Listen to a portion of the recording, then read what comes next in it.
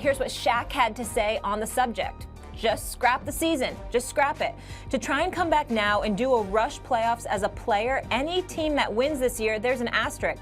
They're not going to get the respect, so scrap it. Worry about the safety of the fans and the people and come back next year. Jay Will joining us now. And Stephen A., I want to start with you here because I know how much you love the NBA. You were so depressed the season when KD went to the Warriors just from the simple fact that it was going to be lopsided and there wasn't going to be competition. You were physically depressed. So what's your reaction to the thought of this season just being canceled entirely? I adamantly disagree with that position. I disagree adamantly with both Charles Barkley, with George Karl, with Shaquille O'Neal. And I'm quite disappointed that folks in the world of sports would have this opinion at this particular moment in time. I want to emphasize that obviously safety is first. And if safety is an issue, there is nothing to talk about. I'm not going to debate anybody with that. If safety is that much of an issue, you're damn right you scrap the season. But the reality is that the way things are going, last time I checked, we don't know when there's going to be a vaccine for the coronavirus. We have no idea. It could be 6 months from now. It could be a year from now. It could be 18 months to 2 years from now. At some point in time, we're going to be asked to go out there and deal with the specter of a risk hovering over us. We hope that the medical professionals, the politicians, and everybody in between come together and do their due diligence to make sure that safety and safe precautionary measures are taken to the extreme. We understand that. But in the end, I don't want to hear about, oh, excuse me, there's going to be an asterisk attached to the season.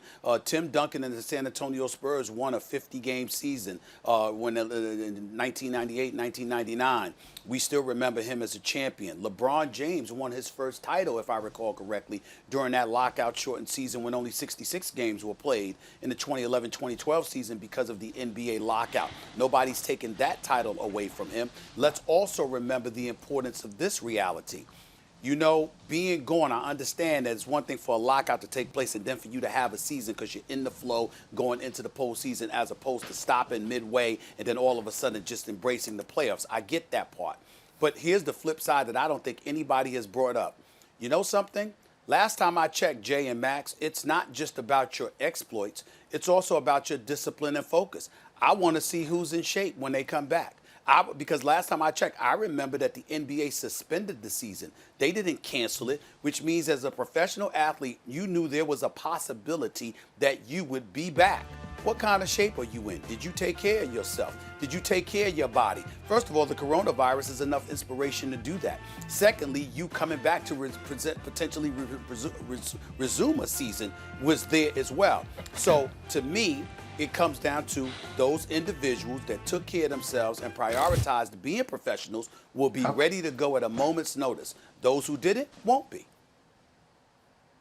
I appreciate what Shaq is saying, but I disagree. I do think it's kind of an asterisk season. Stephen A., as you point out, so was 99 more or less when the Spurs won. And by the way, and people do say, like I've heard people say, oh, the Spurs won 5, and someone says 4.5. Like, I get it. Okay, better than nothing. This idea that, oh, it'll be disappointing if we try and we can't do it.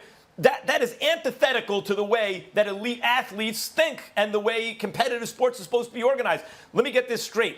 Since you might not succeed, don't try. You can't fail if you don't try. No, we should try here. The sports world should try. Now, that testing is still not widely available enough. We don't know where the virus is. All those things are true. But if Adam Silver can pull it off, where he has enough tests at a time where tests are widely available enough that it doesn't look bad and it's not bad, that's not like the NBA is hoarding tests and taking them away from people who need them. If that's the case, let's start with that as the premise.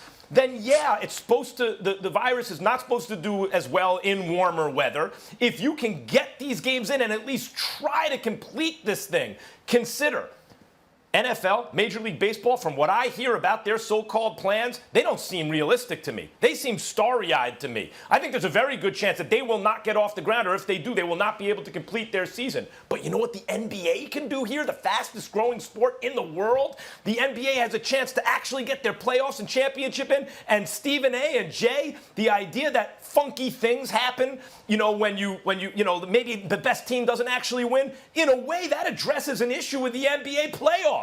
Like, because it's not one and done, because it's a best of 7, because it's not baseball where your number 3 hitter only comes up once every 9 times, right? You can run all your plays through your best player. Because of all those things, we have a very good idea usually of who's going to win basketball series. All of a sudden, this throws a wild card in. So we'll get deviations of what we normally expect, I would predict. Things would be a little tighter. Maybe we get some upsets.